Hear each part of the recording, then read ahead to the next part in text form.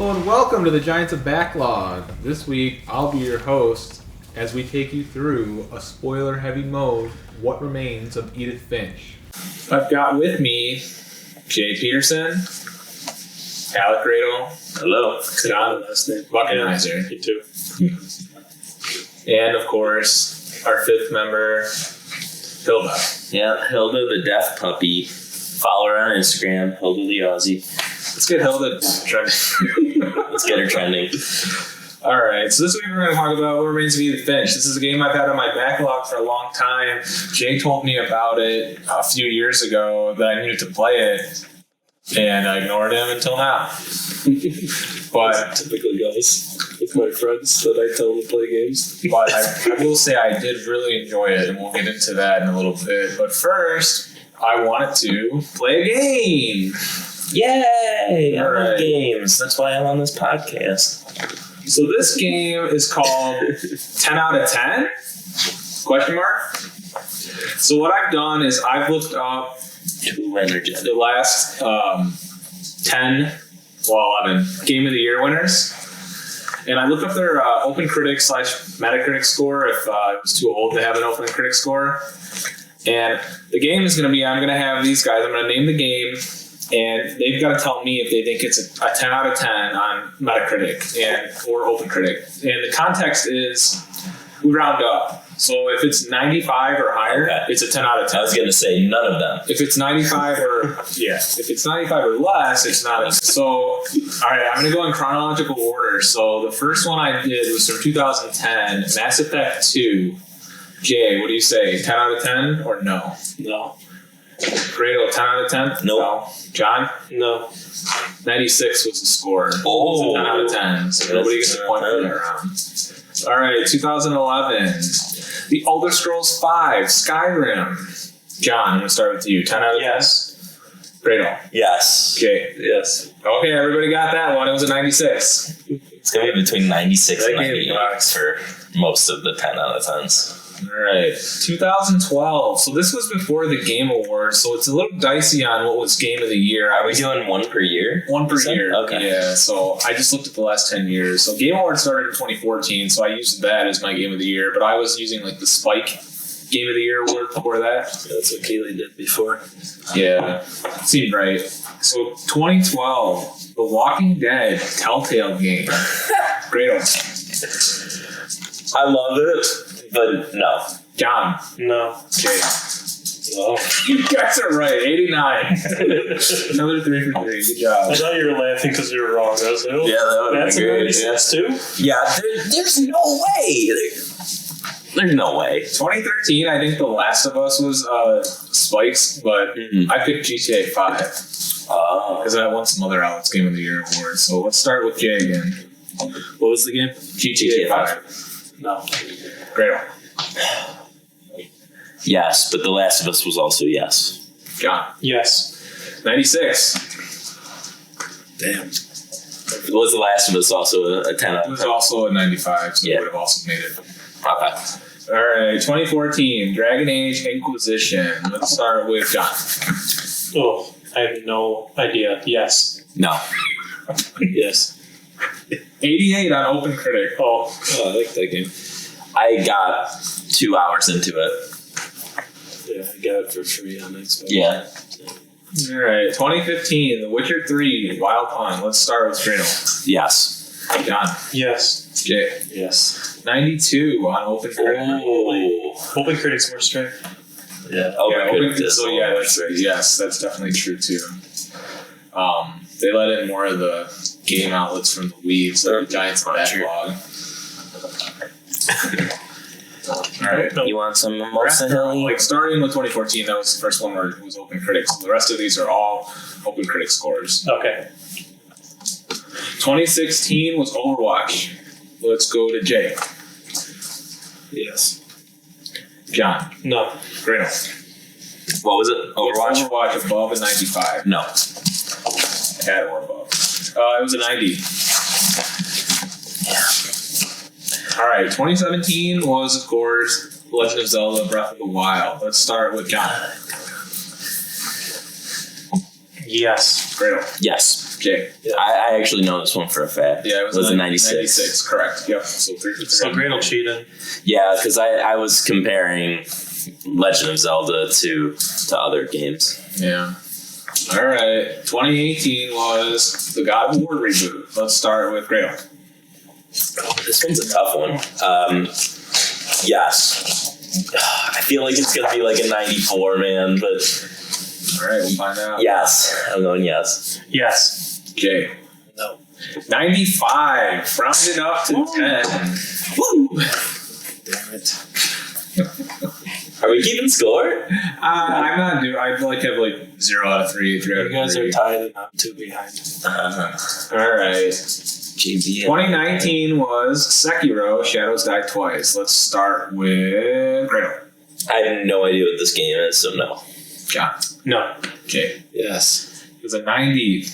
Fuck. That's like Paul's favorite game.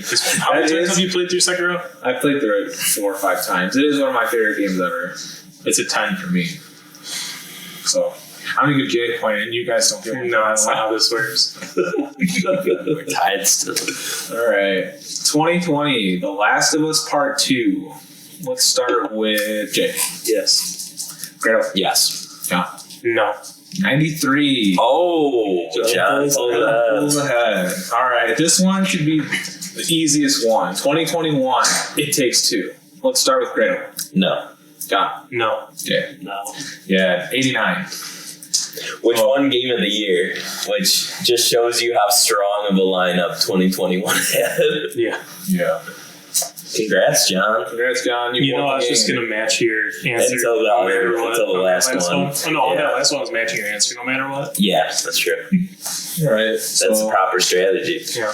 Kind of surprised that John won, as he knows probably he follows games the least. But he followed me. And I also And then follow Fantasy Critic. That's true. I didn't think about that. So, good job, John. The Last of Us, I could see getting the shotgun beer on the on the podcast. podcast. That's, So the background on Edith Finch, we mentioned this in the last episode when we talked about, I already forgot, Return of the Obra Dinn. It came out in 2017. It was nominated for the Best Independent Game at the Game Awards, and there was so many good games that came out in 2017 from independent studios. I think Cuphead won that year. That year was, like when we were talking about it last episode, that year was unbelievably There's so bad. much stuff that came out. So this game came out, it released in 20. PlayStation. So it was PlayStation and Windows on April 25th, 2017. Came to Xbox in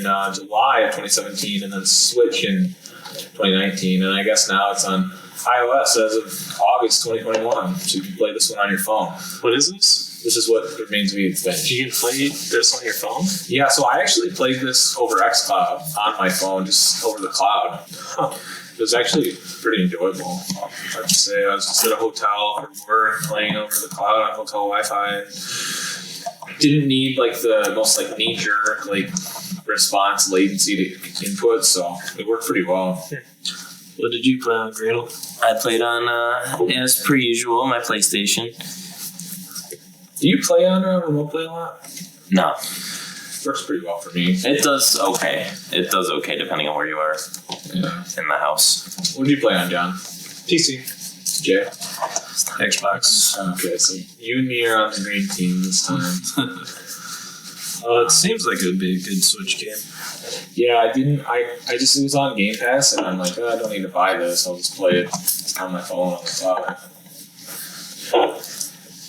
Alright, so, I'm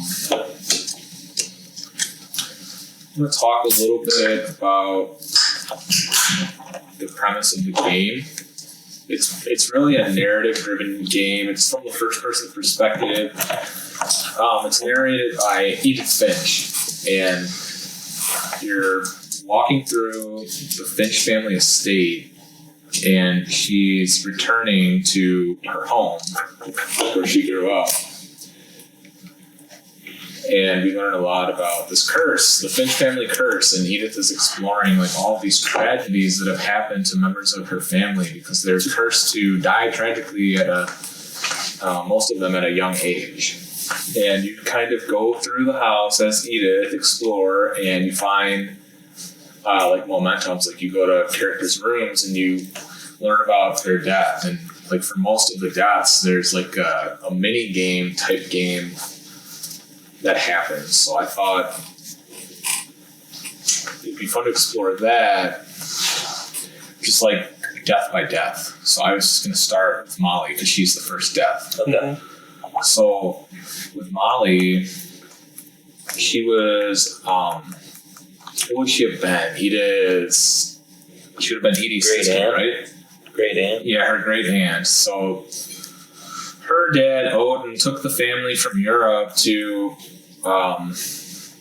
the U.S. Where is it in the U.S.? Do you remember? No, I don't remember. They came from Europe, and he thought Probably West Coast. Yeah, It was Maine. I think it was the East Coast because they came from Europe. So he took their It was house. Seattle. I thought it was Seattle, but I don't know. Yeah, I can't remember where, but this curse has been in their family for generations, and in order to try to escape it, he put their house on a barge and drug it across the ocean because that was going to fix it. Yeah. Apparently. And he took his wife and their children, and one of his daughters was Edie, who is Edith, the main character we're playing as, her grandma. And we get into the house and we go into Molly's room, and Molly was 10 years old when she died, and she was really hungry one night because her mom sent her to bed without dinner. So the story transitions from like Edith's perspective to like Molly's perspective, and she changes into a cat and she jumps out the window to chase this bird, and it's like She eats toothpaste. oh yeah, before that she eats the toothpaste. Yeah, it's toothpaste, and there were a couple other things you could eat in the A room. fake berry. Yeah, the fake berries, Yeah, and then, which that's what I thought was going to kill her. well, I thought like that's actually what killed her. Probably. And it's like the fantasy. That's kind of like the game. Like, Yeah, what it was. so she transforms into a cat, and you jump out the window, and you have like this platform challenge to get to this bird. And then at the end, when you catch the bird, do you fall out of the tree or? Yeah. But in reality, what happened is like, yeah, she ate toothpaste and a bunch of other stuff she shouldn't have, and she died from that. But it was the monster under the bed that killed her, right? Yeah, she turned into an owl, and then a shark, and then a sea monster, and then Oh, and she comes back, and then Yeah, she's sea writing monster. about it. That's when the monster under her bed gets her. yeah. Yeah, but like most likely the explanation of what killed her is that she ate those fake berries, the toothpaste, gerbil food, and what really happened was she started to hallucinate from all that stuff, and that's what you see as like the player character. Or just being starved. Yeah. Died tragically though. At 10 years old. I thought this this section. So before this, you're just walking through the house. You walk through the house as Edith to get to each person's room, and that's where you get into their specific mini game. Yep. And this is the first one, so this is where like It's a linear game, I just want to say, because a lot of the doors are locked, so you have to start with Molly. Can I spoil first and ask a question if anyone did try the one secret key? I didn't. I did not. I tried the music box, but I didn't keep twisting Oh yeah. to get the key. I played it, but I didn't. But I feel like maybe you could if you had just kept turning. Maybe. Speedrun. Yeah, I'm wondering. I'm wondering if any of you did, like before it was supposed to be done. That was only the second room anyway, right? It was something like second or third, something like that. But anyway, so this was the first one where you actually get into like the gameplay of the mini games, and I was just impressed by how good the flashback how good the flashback felt. When you're the cat, when you're the owl, when you're the sea monster, you know, and how clean the transitions were between the different animals. Like, you go into that, at this point you're just playing, you know, like a walking simulator, walking through the house, seeing trying to understand the secrets, and then you get into this mini game where you're this owl and you're just floating through the air and you're going down, you're catching rabbits to eat, and it just felt really smooth. And it was, I liked the change from just walking, clicking on different items in the room to see the past, and then now you're an owl. It's like, whoa, what's happening right now? Yeah. I like the mix too, and what I liked about like the dynamic was you're walking through the house, Edie is narrating, and she's giving you all the backgrounds on these characters, and then you play the flashback and you get to experience it. So it's like the punch of story and then the punch of gameplay. Mm-hmm. I also, this is definitely a preference thing, but the words, the narration was both graphically on the screen and read aloud. I love that. I prefer that. So I like that so much compared to just, well, you guys know I hate when it makes you read yourself. So I love when the words are up and then it's read out to you. And then I loved how you could walk through the words and you could interact with the words like they were actually there in there. Yeah. I thought that was a cool element as well. And they do a lot with the words in the different flashbacks throughout the game too. So. Yeah, I thought that. I mean, a lot of the characters had like special moments throughout, but Molly as the first room, I think, was a good introduction to that gameplay mechanic of here's what the rest of the game is going to be. It's going to be a story about this family and kind of figuring out what happened to each of them without straight up telling you. Because, yeah, there's a lot of ambiguity in this game that I found interesting. Like, there's a few that I just have no idea what happened to them. Mm-hmm. You know what's interesting, too, is you brought up that what probably actually killed her isn't this curse. It's that she ate this stuff or that she starved to death or whatnot. And that's interesting in that, while playing the game, I didn't really think of that. I have the question written down, is it actually cursed or is it not? Edith's questioning it while you're playing. I'm questioning it. I'm like, I don't think it's cursed, but what if it actually just is? I don't know, And I didn't really think as deeply into it as when I was going through each of these sections. What probably was the actual cause of death? Eating exactly this bad stuff. So I'm interested when we go through each of these to get everyone's ideas on what the actual cause of death was, as opposed to just chalking it up. I don't think there were any they explicitly state any of them. It's just that's just what internet speculation is. It's like but I don't think anyone in the game is clear of this was their cause of death. I don't think a single character was. If we go through, and it's designed that way for sure, but if we can go through and come up with a theory, a plausible theory on each one, then that gives some more depth to the story than just saying they all died because of a curse. Right. Well, the curse is just that they died tragically. Yeah. It's not like some supernatural thing necessarily. But if you just play the game at face value, Molly died because a tentacle monster actually entered her room and ate her. And she turned into a shark and ate stuff, yeah. But, thinking of it as she ate all the stuff and she's hallucinating and that ended up killing her, I think is a more... Yeah, were they fake berries or could they have been real berries as well? Yeah, what if they were actual berries, some poisonous berry that made her hallucinate and killed her? And I don't know the answer because when I was playing, I didn't think through all this. But, while we go through each one, I think it would be interesting to see if we can come up with something. Yeah, for the ones where there's an internet theory, I have that, so I'll read that if I have it for that death. Yeah. For some of them, I think it is what you see is actually what happened. Yeah. Mm-hmm. There's some of them. Yes, for sure. The kid who, we'll get to it. We'll get to it. But some of them are just out. They're just what it is. But some of them are. Anything you wanted to add about Molly J? What do you think of her as an opening? I haven't played this game 3 times. It's the weakest one for me. Out of all of them. I don't have a lot of feelings about it. They definitely get more interesting as you go. Mm-hmm. Okay. Well, after we leave Molly's room, we unlock this little tunnel to Calvin's room, and Edith kind of explains the origin that I talked about earlier about how Odin, her great grandfather, moved the family over from Europe to Washington to try to escape this family curse. And Don't you go through Walter's room to get to Molly's room? That was the first thing. That's the only room that was open, right? Was Walter's room. to go through the tunnels to get to Yeah. Molly's room. Yeah. You go into Walter's room and then you tunnel Which into has like Molly's the room. ocean painting on Yeah, it. the You ocean go through painting. The tunnel and then get to Molly's room. But either way. Yeah, and Doesn't then really from matter. there you go to Kellen's room. Yes. Okay. Now that we've cleared that out. So the other thing too is like after each of these deaths, like a family tree pops up and there's like a leaf with a little portrait and the name of the person that you fill it out so you can kind of see like, oh, okay, there's 7 more leaves, so you know you've got 7 more family members to learn about.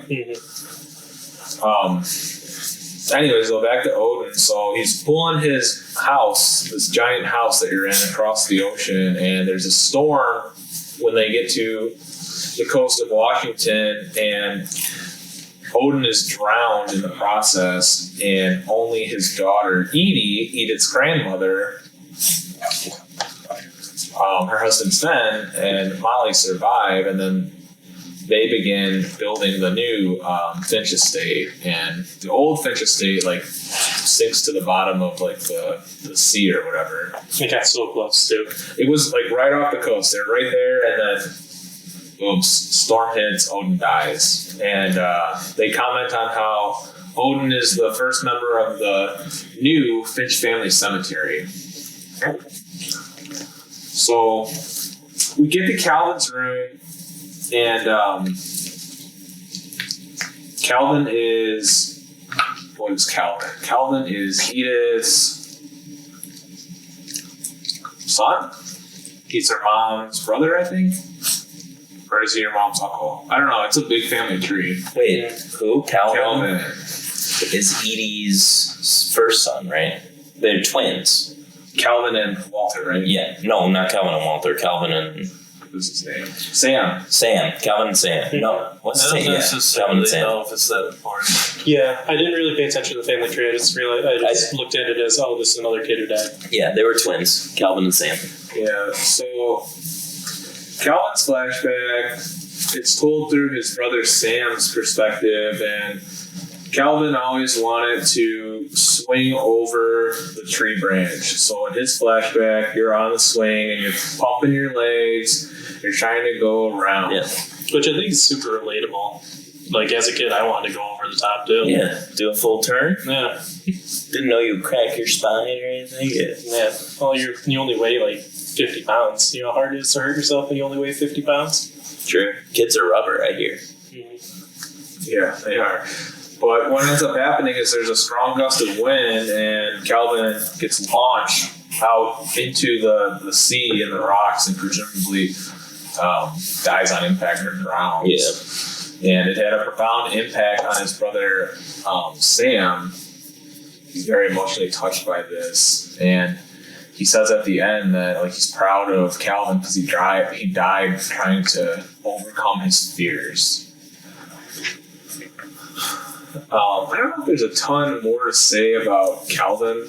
No, this is one of those that it's just spelled out for you. Like, I don't think there's any, like, It was cool that you could kick your legs and kick them independently. Yeah, it was fun. It was different. Mini game.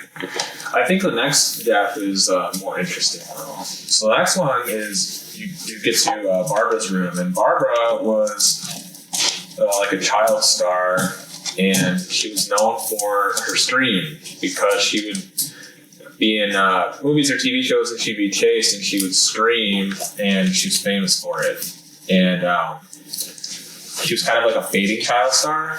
People would like her story, like her flashback is told through its comic strip. She's a teenager now, and her boyfriend is trying to help her get her signature scream back, and he arranges this whole ruse where these monsters are going to show up at her house, and he goes missing, all to try to get her to scream. Alright, so quick recap because we took a break. So Barbara's a teenager now. She's lost her signature scream. Her boyfriend Rick runs this scheme to try to scare her and get her to scream back in her old form. So it's kind of the mini game here. It's like it's like a horror game. You're walking through the house. It's kind of eerie. There's this report about this hook-handed serial killer who's on the loose near the Finch family home. So I think they do a good job. It kind of reminded me of, what's that game? Outlast, where you're walking through, going super slow with the camera, and you slowly open the door to make sure nothing's there, and then you just kind of, If it was dark, I would have never got through this section. Yeah, so that's what I wondered. I'm like, man, what if they had cut the power, and it was dark, and you had to have like a flashlight that you shine? But not too scary, but I think they did a good job with the horror. What I thought was cool is they switched up the means of storytelling, right? So now it's through the comic book panels. Yeah. It reminded me of that Fooly Cooley Oh, yeah. scene where they tell it through a comic book. But I think it's really cool. It'll go to a different panel. All of a sudden, you have control, and you're walking around in that panel. Yeah. Again, I think the voice acting here was really good. The Pumpkinhead guy who was telling the story. I think this is one of the strongest deaths in the game. Yeah. I agree. Yep. This I'm is with that one. too. This It's is not fun my to play. favorite. Top 3. Yeah, I like going to the basement. Yeah. With Achievement for knocking all the pool balls off the pool table. Oh, I didn't know that was an achievement. I saw. I didn't even look at the them. list, and I'm like, what? How would you know to do that? Yeah. I thought it was cool. Like they didn't really change the gameplay up because you're still Just walking. walking through a house, but They've added. they changed up the art style so much that it's like completely fresh. It's completely Cell shaded. yeah. Yeah. So you get down to the basement, you open the door, and it's Rick. Because Rick tried to scare you. So Barbara, angry, kicks Rick out. Wasn't he hiding in like In the the fridge? Yeah. Okay. And it was we'll in get the into basement it. that you're not allowed to go in. Yeah. Well, that's how you figure out how to get to the basement. In Yes. this game, too. You figure out that, you She turn. knows turn it, that yeah, to the get the key is in the music box, but she's not supposed to know. No one's ever been in the basement except Stan Edie and and- Edie. yeah. Sven. Sven. Yeah. So Rick leaves. Barbara goes back upstairs. And like Walter, her little brother, is kind of freaked out by all of this. So Yeah, he's hiding under the bed, right? yeah, he's hiding under his bed. Well, she goes to like check on Walter, and like it's implied that like, oh, now there's somebody else in the house, and like Rick's gone, so it's like it's the hook-handed killer, and she's looking for Walter because like I remember like there was a thing where she was like gonna leave, and she was like, no, she can't leave Walter though. She's got to make sure he's okay. So you go into Walter's room. He's not there. You're walking around, and then you Crawl into Molly's room to get away. yeah. But then you go down to like the foyer, and it's like there's all these people, all of her like fans from her horror. She pushes the guy with the hook hand off the balcony. Mm-hmm. And then she Yeah. goes down. Yeah, so she's in Walter's room to check on him. Which is And upstairs. then Hook Hand comes to the door of Walter's room and is banging on it. So she sneaks into Molly's room Yes, that's right. and then hits him from behind, pushes him off the balcony. And then everybody is like applauding her Yeah. because she does a scream, and it's like her signature scream, right? Right. And then, she dies like with all Her of the fans of her. murder her. The narrator Is is like, it's like all of her Dracula. fans are actually the monsters. Yeah, they're like, good job, and then it's implied that they kill her. So and eat her. so for this death, it's not clear how she actually She died. gave the performance of her lifetime. Yeah, and you're right. The Pumpkinhead guy narrating, so good, so eerie. His voice and his narration. Mm-hmm. Do you guys have any theories about how she actually died? Killed by the serial killer. Well, they said that her and her boyfriend went missing, right? Mhm. So- Yeah, Did they find the boyfriend's body? I thought they said they did in the river or something like that. No, No? I don't think so. So maybe the boyfriend I killed think her. it's implied that the boyfriend killed her and ran away, or they ran away together. Mm. yeah. But They said that the police had Rick as the prime suspect. Yeah. But I thought they had found him dead. I thought they said.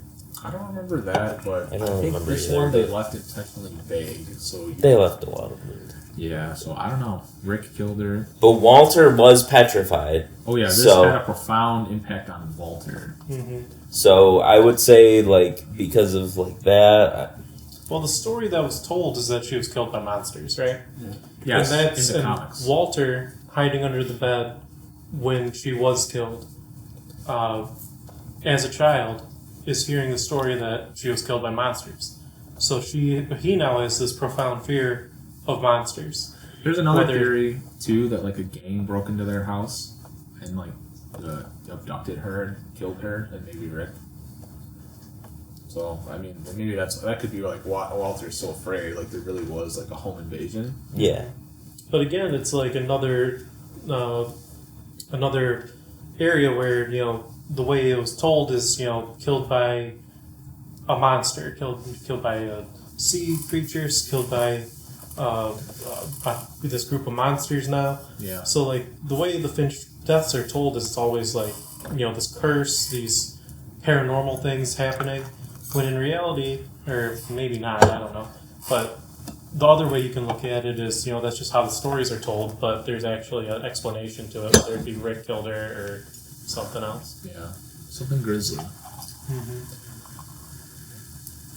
Any comments on Molly? I think it picks up really well because we go to what happened to Walter next. So we know if we keep turning the music box, a key pops out and we're able to go downstairs. And when we go downstairs,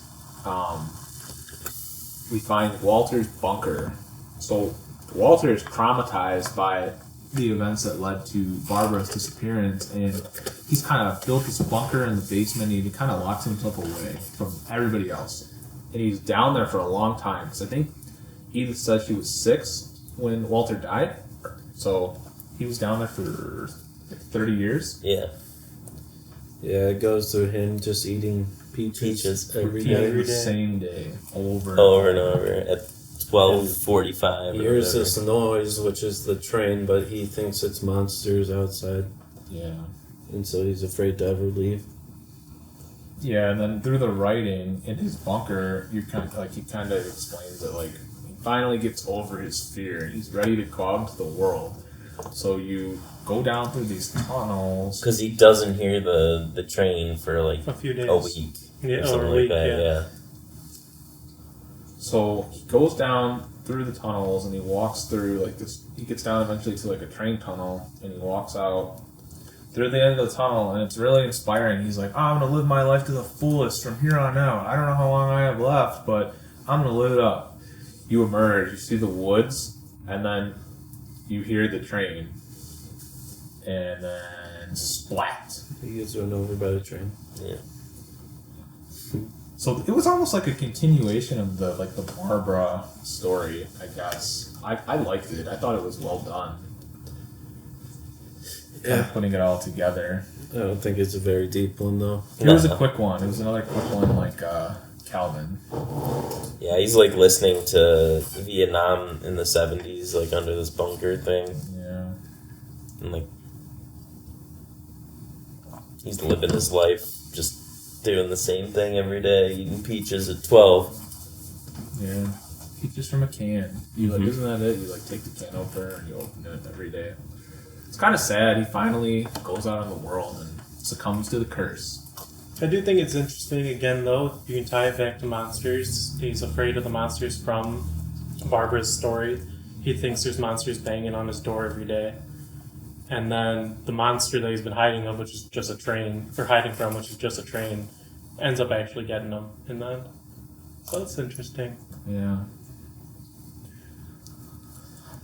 So, the next family member we learn about is Sam, who is, Sam is Edith's grandfather. Dawn is her mom. Mm-hmm. They go out into the woods because he's going to teach her how to hunt and how to, like, take care of herself. This is my second favorite. Yeah, this one's good. This one has, like, the pictures, and you interact with, like, you're taking pictures as Dawn. Edith. No, it's Yeah, Dawn. it's all- It's Edith. Oh, it's Edith's Edith's mom. mom. That's Yeah. right. And they kind of tell the story through these pictures and these scenes with Sam. And they're like tracking this deer. And Edith shoots and they track the deer. And Sam's like, oh, I'm going to climb up. Let's go get a picture. He sets up the camera and puts it on a timer. What scares him? The deer. No, the deer wasn't dead. The deer and wasn't it knocks dead. him off. So he's like trying to grab it to hold it up, and Yeah. then the deer moves, and he falls again off of a cliff to his death. And it's really sad, really tragic. Yeah, it catches the picture like mid-fall. He's like, falling to his death, and you can see Dawn because he was standing up there with him. And like this curse, like this has really traumatized Edith's mom, and it kind of makes sense why she sealed up the whole house now, because she doesn't want her children being exposed to any of this stuff. Right. And it has a profound impact on Dawn. Seems like there's a pattern, like these deaths all really impact the other members of the family and kind of inadvertently lead to their deaths. So it's kind of like back to what you were saying. Is it a curse, or is it just the curse like makes them act in such? It's like a self-fulfilling prophecy. Right. The curse makes them act this way, and that leads to the deaths. Yeah. Said this was one of your favorites, Jay? Yeah, it's just the way it was with the camera. It felt like, you're actually documenting a trip with your dad. Right. It really, this one actually made me feel something. With some of the other ones I was just like, Yeah. If you guys are ever out hunting and you shoot a deer, give it some time to die. Yeah. When you walk up on it, you're Poke supposed it to with poke it with your gun. Make sure it doesn't jump around, because Yeah, he was pretty dumb. there's some mistakes there. Mistakes were made. Yeah. But yeah, I liked it. It was like cozy vibes up until it wasn't. It was, yeah. You're just in this fun, simple picture taking It game. was a juxtaposition, because most of them have been pretty dark, windy, stormy, and then here it is all nice, and then tragedy hits. So. Yeah, this one kind of took me by surprise too when he died, because it really kind of I guess we knew he was going to die, but it was cozy. It kind of pulled me out of okay, Yeah, something that's bad's nice, going to happen, and Father-daughter bonding trip, right? And it's like... yeah, it's different from the others, and then good job. Especially because Sam, disregarded the curse for so long, right? He didn't care. He lived his life to the fullest. He went to war. Yep. He was a hunter and did all sorts of outdoors activities for the longest time until this moment. But I would argue that Sam didn't even die from the curse. That's what I was saying. Edie, or who was the daughter? Dawn. Dawn. Dawn took it as the curse, but Yeah. Sam just died from, careless mistake. Yeah. Tragic mistake. Yeah, but is Sam's room up outside? Do we have to climb? No, Sam's room was the divider with Calvin. Yeah. He's the twin of Calvin. So it was the war frontierman and the space. I know that was his room, but you don't find the pictures until you climb up, right? And no, you find them in his room, I thought. No, maybe not. Maybe you're I right. think you do have to climb up. You're right. Yeah. Yeah. So you're climbing around this crazy house as a pregnant woman. Yeah. Oh, it was Dawn's room. It was Dawn's story, right? No, Dawn is later. No, but It was in where a did you? room, though. It was in Dawn's Dawn's room. room. Is Yeah. where you find Yeah. Sam's stuff Yep. of the pictures. trip. Yeah. Of the trip. And then Sam had, so Sam was Dawn's dad, and then Dawn had two brothers, Gregory and Gus. Gus. So we learned what happened to Gregory next. He was the youngest. He died when he was a baby. Mm-hmm. So you find a letter from Sam to his wife. It's next to some divorce papers, and he's Yeah. talking about Gregory and how he saw oh, Gregory was just so full of life. Yeah, and- saw the It world. wasn't your fault. Yeah. So I liked Gregory's death, his flashback a lot. So he's just a baby getting a bath, and his mom has like left him unattended in the bathtub, and there's all these rubber ducks and toys in the tub that you're like playing with, and you're like making them move and stuff. It's like, so Gregory has like some kind of like special powers, almost is what it implies. It's just his imagination. Yeah. But there's like, you're like underwater as Gregory, and you're kind of like a sea monster. Like I'm looking at a picture of it. He's got like green hands, and there's a bunch of seaweed and algae. It's really pretty. And he's just alone in the tub, controlling his rubber frog, and you can make it leap and jump around the tub to knock things into the tub. And you pull out the drain, and you like get sucked down the drain as Gregory, and that's kind of how like the game tells you Gregory died. But No, it was the drain went in. His head got stuck in the drain and he drowned. Oh, I thought the drain Pulls the part. drain. You swim into the drain, well, that's like probably how he actually Oh. died, right? His head got stuck, but like or he's just left unattended in a bathtub. And Yeah, I thought that I thought you turned the faucet back on. Yeah. and you then- do. you do. Okay. And So yeah. you get like you go down to the drain. Oh yeah, before you pull the drain. He died before he pulled the drain. That was the whole thing. Is like he drowned in the bathtub because he turned it on, and then you pull the drain and get sucked down, but he didn't pull the drain. It just Well, his mom goes to empty the tub, and then there's like the phone rings, and he turns the faucet back on. exactly. He drowned in the bathtub, Yeah. and then you pull the drain, but he didn't pull the drain as a 1-year-old. Well, he That's the could've. whole thing. He could have. But he wouldn't have died then. Well, he could have gotten stuck His in the drain. head gets stuck against it, and the tub, the water's running, so the tub fills up. Kids die like that all the time in pools. They get stuck to the suction and Yeah. can't get out. That's why pools are more dangerous than guns Yeah. to have around kids. I thought it was that he died when the tub I mean, filled up. It's open to interpretation. Right. It can be either way, but I don't think it's specifically tells you which way. He drowned in the bathtub. Drown in the bathtub. We know that one. How, Long story short. The specifics. Let's argue. it was a shorter scene, but I liked it. It was just I liked cool. it too. It was Pretty fun to play with the scenery frog and like It's impactful. Yeah. the bubbles. I think I got an achievement for knocking all the letters Yeah, off you the did. wall. Mm-hmm. Played with everything. There's like 3 different levels. You can use the whale to jump up really high and hit it again, jump higher and hit the shampoo. Yep. So after Gregory's death, this is when we go outside, right? I'm pretty sure we go outside because we walk through the family graveyard, and we and get then you to go to the top of the house. yeah. Well, we're outside. I thought with Gus, he's next. He's Dawn's other brother. Yes. We're outside, and we learn about how he died, and they were at Greg's funeral, and Gus is like flying the kite, and that's where that like mini game happens. Was it a Yeah. funeral or was it a wedding? No, it was It wedding. was a You're right. celebration of some kind. No, you're right. I'm like, they're really happy for a funeral. You're right. It was Sam's wedding because he was getting remarried, I think.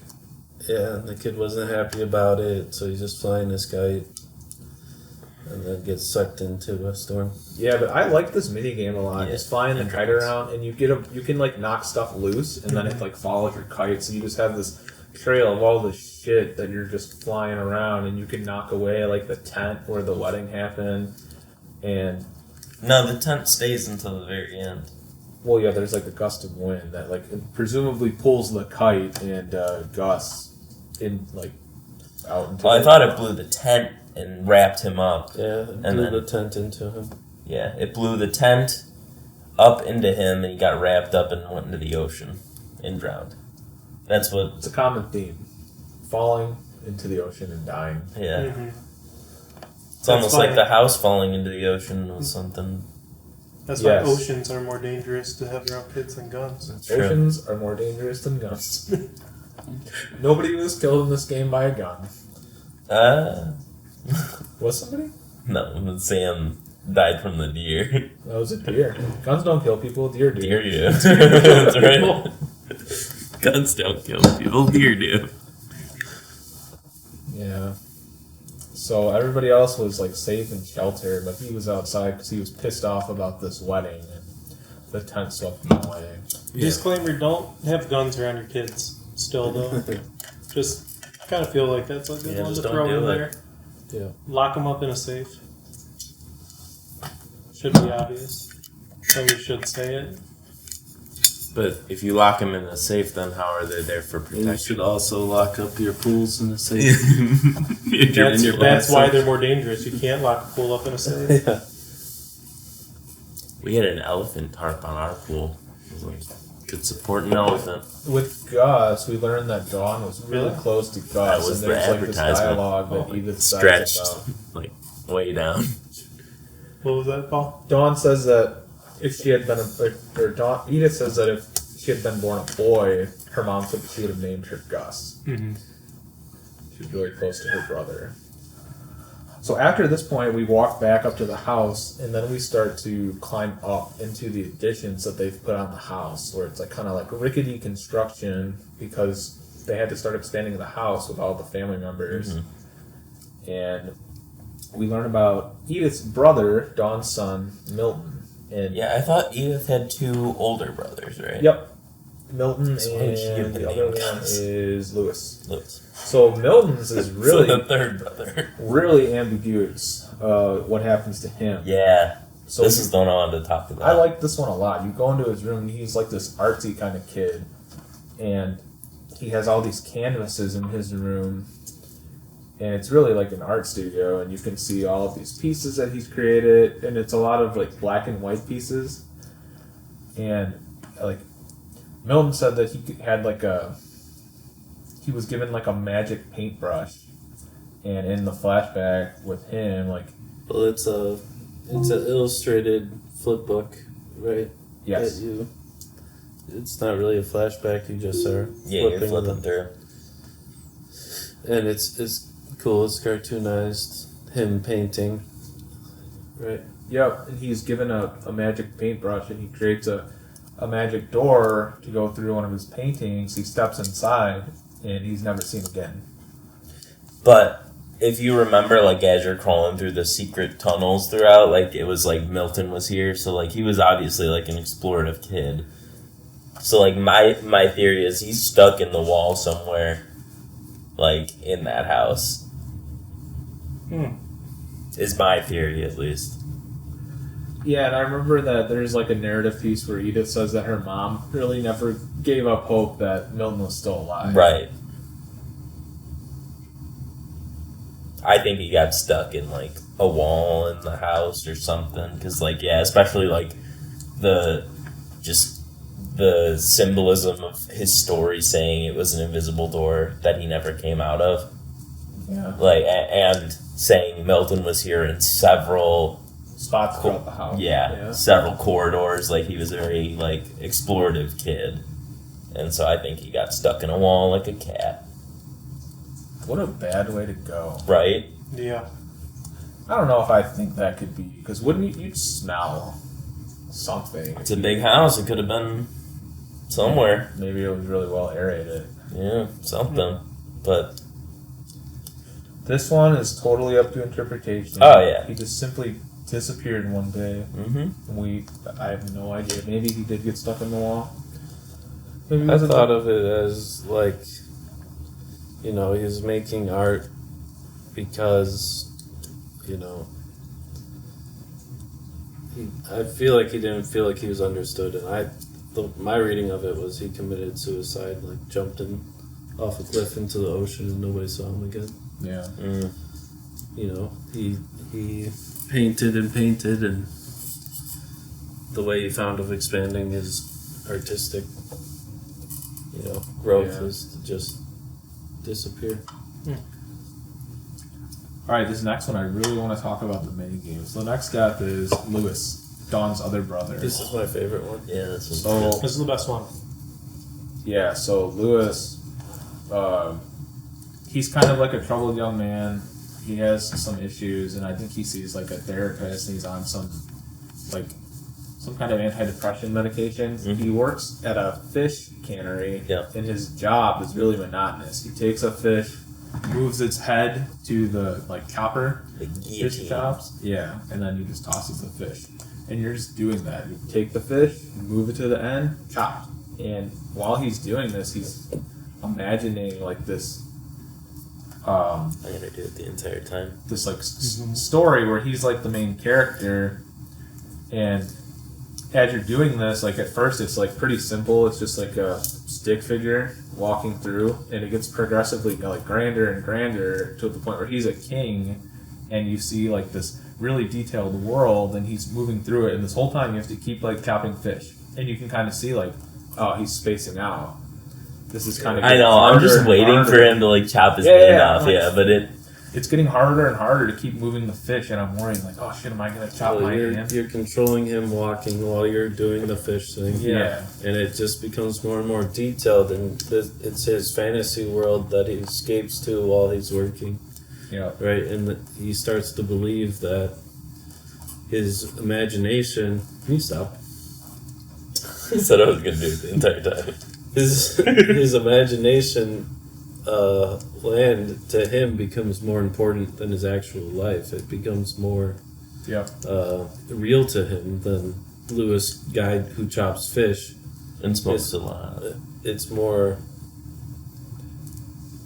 He chooses to believe he's actually a king, right? He's an adventurer in this world. He saves a princess. He becomes king. He builds cities. There's like a boat, I think, where you're controlling the boat while you're chopping the fish. You're writing your story. You're choosing your paths. And then at the end, he bends down so they can crown him king, and the guillotine hits his head and kills him. Mm-hmm. Well, at the end of that, like, you leave the cannery and you're in that world first person. Yes. Mm-hmm. And, you know, and you can see like the guillotine at the top of the throne too. Yeah. This one really hit close to home. I'm sure for me and for you guys who are engineers who hate our jobs, right? It's like a guy coming to grips with the fact that this is his life, and he chooses to deny that I'm not just a guy who works at cannery, I'm not just a guy who does engineering shit. That's my whole life, right? Yeah. And he wants something more, and he goes too deep into this illusion, and he thinks, if he ends his life in the cannery, then his whole life will begin. Mm-hmm. Mm-hmm. I loved how throughout the sequence, it starts off as just a small box in the corner, like with transparent edges, and it eventually takes up like most of your screen while you're still doing the chopping. And legitimately, while you're still doing the chopping, you're looking at this box, you're controlling it, most of your focus is on this box, and it legitimately makes you feel like you're daydreaming. Like, the thing you're doing in the game is chopping fish, but also the thing that your mind is this, and you're like in his shoes, Yeah. Like, Yeah, this one's really relatable. Like, No, and I think it's like every job too, and I think that the way they set up this character is just like so good. Like, he's a high school dropout with like, you go into his room and there's a bunch of drug paraphernalia and like posters and stuff, and it's like, oh, okay, this guy's a deadbeat. And then it's like, okay, well, he found his life at the fish cannery, and he would work over hours. No one else would do it. He would do shifts and shifts and shifts. Like, it really looked like he was turning his life around. Ideal, There's like letters from his therapist too, where they talk about like, oh, he's doing great. Yeah. He has a job. He has a job. He's doing well. He's doing well, but then he gets too into the fantasy, like daydreaming while he's working, and I think it's something we can all relate to. Is Yeah. like, my life can't just be just this. I must be made for something more. I must be a podcast superstar, right? Yeah. Yeah. Totally, almost. it's all relatable. Everybody thinks, I can't just be chopping fish the rest of my life. Yeah, there's just foreshadowing too the whole time. Like, there's going to be an accident at the cannery at some point while all this is going on. Because it gets harder and harder. Well, and the fact of the instant I saw that camera, I'm like, this is a safety hazard waiting to happen. There's no guard on this guillotine. Like, you go a little too far, your fucking finger's coming off. Like, it was designed to be like, it had me on the edge of my seat the entire time. Yep. It was designed that way. And to it was be a like, long flashback too. oh yeah, Like you were in this one for a while, just waiting. Just What's gonna waiting. happen? I'm like, What's gonna happen? he's gonna chop his hand off. It's gonna building, happen. it's building, and when is this gonna happen? Yeah. But yeah, I think that was probably the most profound one and relatable one To me, it's that everyone. one, then the picture one, and then the comic book for top 3. Yeah. Definitely. Yeah. R.I.P. Lewis. Yeah. All right. So now we've seen most of the family. We've filled out most of the family tree. By this point, it's just Edie, Edith's grandmother, and Dawn who are like left at this point. And we climb all the way up at this point to Dawn's room, I think. Yeah. And we see this flashback of Edith's last night, not Edie, Edith's last night in the house. Yeah. And Dawn and Edie are arguing over dinner because Dawn thinks they need to leave the house because like the house is cursed and they need to get away from it. But Edith's grandma, refuses. Like she's not going to leave the house. And Edith's grandma says, "Why don't you go somewhere else? There's a gift for you that I have." So you walk away and you can hear Dawn and Edie arguing. And you have a key, right, to Edie's room. Yeah, to the And you get observatory. The library, right? You find a letter from Edie to Edith where it talks about this night where the tide was really low and she could see the old house from the beginning that had sunk into the ocean when Odin brought the family there. And she's like, this was the last time. It was the night Edith was born. On the night Edith was born, Edie could see the old house, and she walks down there, and it's like it's really foggy, and you're trying to find. You can see it from the shore, but when you walk down into like the exposed ocean, it's really foggy, and you're trying to find the old house. And I think, correct me if I'm wrong, but when you get there, the cutscene ends because Dawn comes into the room and is like, "Oh, get out of here! We need to go." And they get in the van. And she's like, "I'm going to send a van for you in the morning, Grandma, but we're getting out of here." Take you to old folks home. Yeah, and then when the next morning, Edith says that Edie died that night. Yeah. And when you go back to the house in the very beginning, one of the things I noticed was like, if you go to the dining room table, you see the Chinese food still there. And you see the like baby plate and everything. Yeah, I think it's hinted that Edie killed herself that night, right? It's left up to interpretation, but it seems like, leave the house. she was not going to leave the house, Man, but I'll say, like, when you got to the old house, I was so bummed that you didn't get to go inside and have, like, some profound revelation. And it's not really, like, a critique, because, like, the scope of the game, right, they didn't have time to explore all of that, but, man, I really wish they had been able to add, like, another chapter where there's some kind of revelation in the old house about, like, you learn more about the curse, maybe.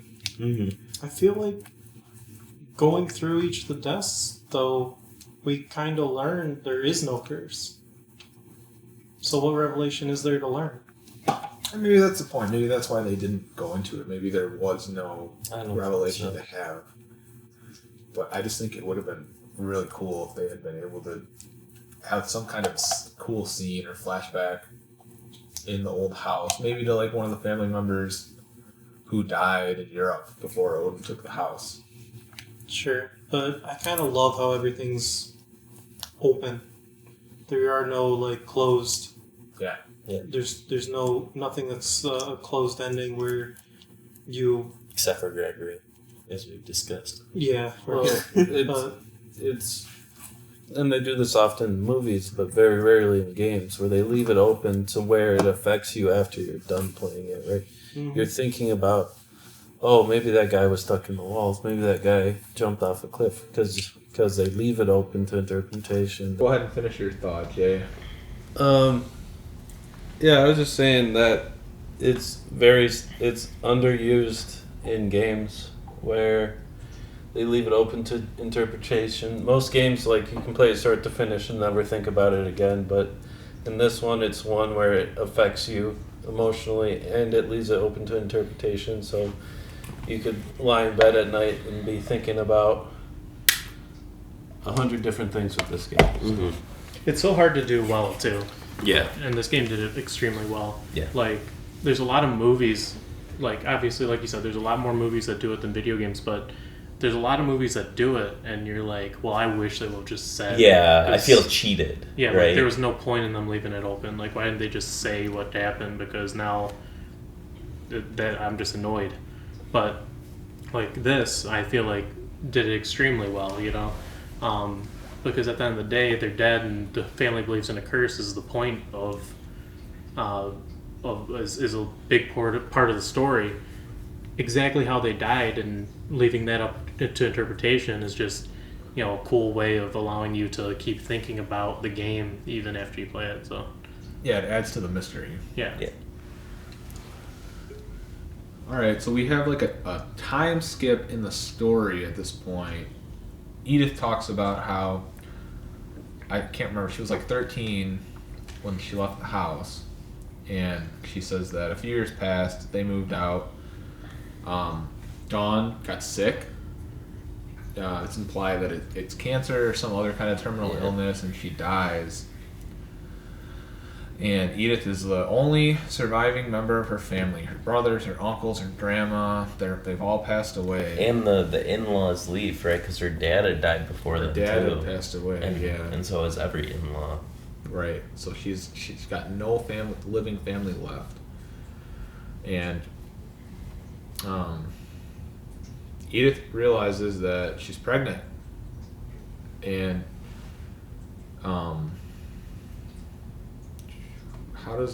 what happens? She finds out You're she's inside pregnant. her womb and swimming out. Yeah. Yeah, and this is like where the twist comes in. Is there anything to talk about before the twist? Well, There's a quote in here that I have that Edith says, like, maybe we believe so much in the family curse that we made it real. And I think that's what we've been talking about this whole time. Right. Like, is there a curse, or is this just like a self-fulfilling prophecy? Yeah, Dawn kind of tried, like, she talks about how Dawn, her mom, tried to kind of hide the family history from her, but Edith wants her child to know about her family, to know the stories of all of these people. So she writes it all down in these quotes that we've been seeing everywhere. This is her journal that she left for her child. Yeah, because she died in childbirth is what's... right. You're playing as the child swimming out of the womb, and then you find out that this has all been in a notebook and from your mother who died in childbirth. Yeah, and then her Edith's son is all that remains of Edith Finch. What remains of Edith Finch. Yeah. Yep. That in the journal. Yep. Yeah.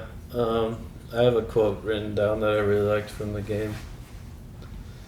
I don't want you to be sad that I'm gone. I want you to be amazed that any of us are even here at all. You know, I thought that was a good way to wrap up the game, and just kind of the vibe it's trying to get across. Yeah. Is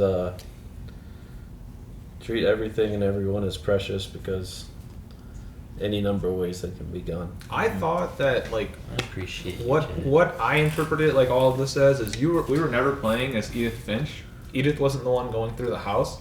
This was Edith's son, years later, going through with his mom's journal, kind of reliving all of these flashbacks. No, because she said, like, and I'm climbing I'm not this sure I as understand. I don't. I'm understand. climbing this at 9 months pregnant is like something I remember. She was or, writing the journal or 6 as months she pregnant or was something walking like that. through Yeah. it. Yeah, it's just the very beginning and very end where you Yeah. are the son. Which, at the very beginning, just a little off topic, but when you're walking into this state for the first time, there's a path that leads off to the left that I went down for I a did little ways both and I got a turned around. trophy. Yeah. What's to the left? I went down it for like a little ways and I'm It like, just that's the wrong way. re-goes the same way. Oh, It just okay. converges in the same point, and I actually went all the way down, and then all the way back, and then all the way back, and they gave me a trophy. I was like, oh, okay. Because I wanted to hear all the dialogue of that. But yeah, it was just like a woods that they used to play in and stuff. Gotcha. Yeah, so at the end of the game, I hope that Edith's son knows all of this, and maybe it breaks the curse because it was never real in the first place, and it's not something to hide from. And I'm hopeful that this last member of the Finch family doesn't succumb to this curse, and there are going to be more Finches in the future, and they can have a family that isn't subject to such tragic ends that we learned about throughout the game. Yeah. But overall, I thought it's a beautiful story. And Jay, so this was your third time playing through it. Do you feel differently about it the third time than you did the first time? Yeah, I definitely cooled on it when I first played it. I was like, this is amazing. And I told everybody to play it. Nobody listened to me. Until now. And then the second time I played it, one of our friends had just gone through a breakup and came over, and it was a good game to play through in that setting. And it's just a short 2-hour game. So did that and Firewatch in the same night.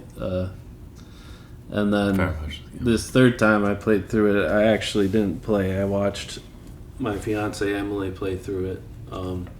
So I got to see it a third time as she's discovering it all, and she's doing things wrong, and like she couldn't get the frog to jump up high enough. She failed on that so many times. I was getting frustrated. I was like, just hand it to me. I'll do it. But yeah, I do think it's a good game. It's accessible. Anybody can pick it up and Except your fiance. experience apparently. it. Yeah, except for Emily. But she did fine. She could have done it probably eventually. It's just I don't have patience. But yeah, I think I was really hot on it on my first playthrough, and after playing through it, and also you got to think about the framework of time, right? Like I have so much more to compare it to now because a lot of walking sims and other games have come out since I've played through that I can compare directly to. Back then there was only a handful of these type of games, right? Yeah. That were mainstream at least. So, yeah. Are you asking for a score right now? Or? I think if there's any closing remarks. Okay. I think it's about the same, right? Yeah, let's do scores. Let's start with John. So yeah, this game surprised me. Only other walking sim I had ever played is Tacoma, which, as I've discussed on an earlier episode, I really didn't enjoy very much. And because of that, I thought the walking sim genre was one that I wouldn't enjoy. Got into this game, and just the atmosphere, the changing up of gameplay and the mini games, how thought provoking it was, and how like almost emotional it was. I really enjoyed this game more than I would have ever expected to. Going into it, like Paul said, I mean, same boat as Paul. Jay recommended a set of like 10 games for me to play a couple years ago. I've played through none of them. I bought them all, haven't played through a single one. This was one on the list. This was one that he like specifically recommended at that time, and I to me it just like looking at it looked a little eerie, looked like something that I wouldn't enjoy. It looked like something I didn't really want to play. So trying to get myself to start this game, I didn't think like it was going to be something that I enjoyed, but ended up playing through it in one sitting, which is, it's a short game, but very atypical for me. And it's probably got to be one of my favorite games I've ever played. For me, it's a 10 out of 10. Correct me. Is this the same studio that did Gone Home? No. No? This is Raven Software. Okay. So yeah, I think the game is visually beautiful. I really enjoyed just being able to walk around the environment and the fact that it's encapsulated in this single family home that's a multi-family home. And the fact that you just go through and discover things throughout the entire time. The direction of it was phenomenal. Every single story was open to interpretation based on the environment that you're in. So I think that overall, I never had a dull moment in the game where I was getting a little bored, because I feel like they transitioned very well into area to area, and each of those transitions has little things where you're like, oh, Walter was here, and Milton was here, and things like that, where it's like, okay, I'm going from this person's room to this person's room, but it feels like it's natural. Yeah, it feels natural to do that. So yeah, I think from that perspective of just a storytelling narrative of an explorative journey, I give it I don't like giving 10 out of 10, so I give it a 9 out of 10. Okay. 9.2. Alright. So, like I said, I've definitely cooled on it after multiple playthroughs. If you would have asked me after the first time I played it, I probably would have scored it way higher, because it was all new and fresh, especially at that time. I'm in college playing this in my loft, right? Mm-hmm. Now you're old and jaded. Yeah, now I'm old and jaded. I do like what they did with environmental storytelling too. You could kind of tell somebody's personality just by looking at what's in their room. Right. Yep. What's on the walls? What do they have in there? What's important to them, right? And they did a really good job with that.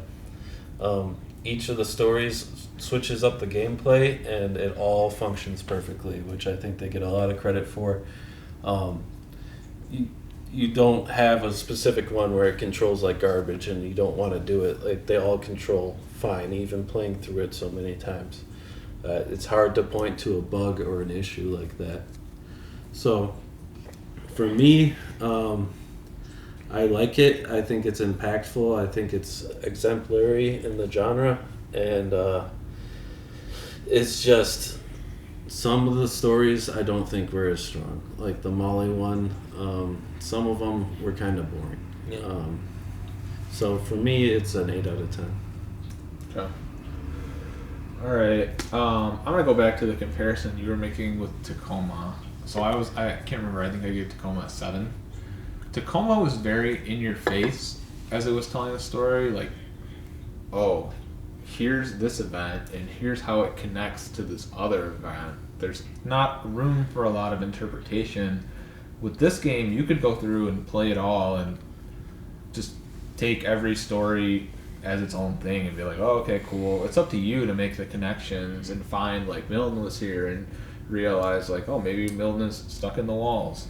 And I like that a lot. It leaves a lot of the fates up to you to decide what happened, and is the curse real, is the curse not real? And I think it's just storytelling in video games at its peak.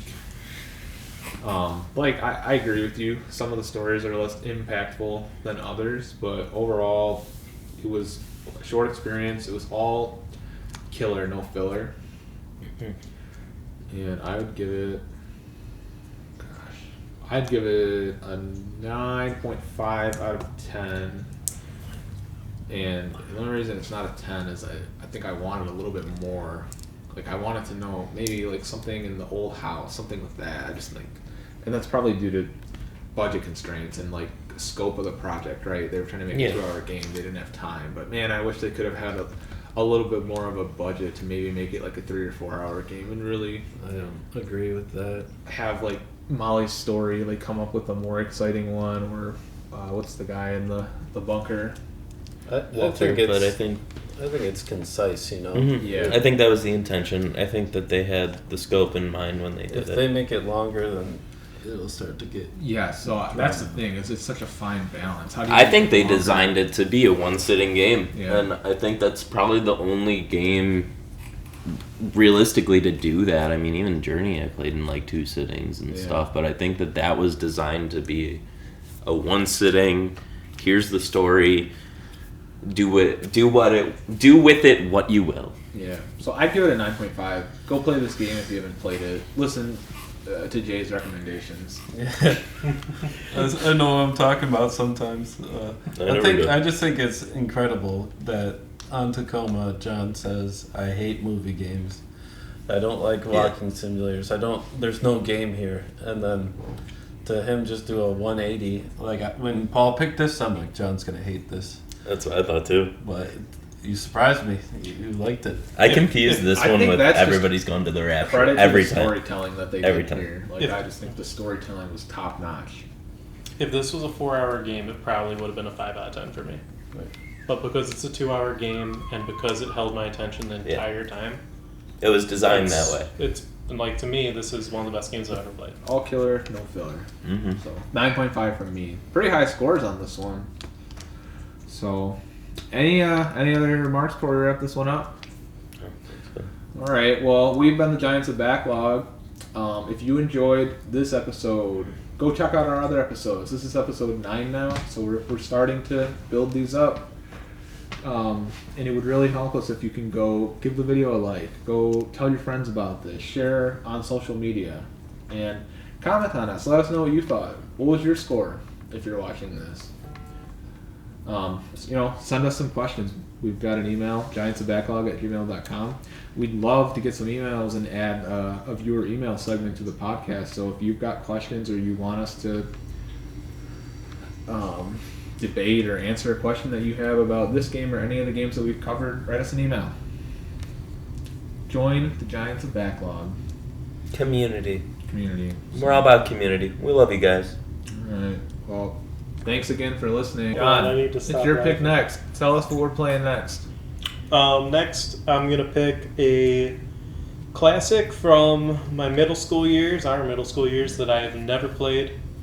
I'm gonna go with Wait, can I guess? no. Oh. I'm gonna go with the original Portal. That was my guess. Oh, Was all it? right. It was my guess. So join us I in believe 2 it. weeks when we talk about Portal. Thanks, everyone. Thank you. What are you doing, Waters?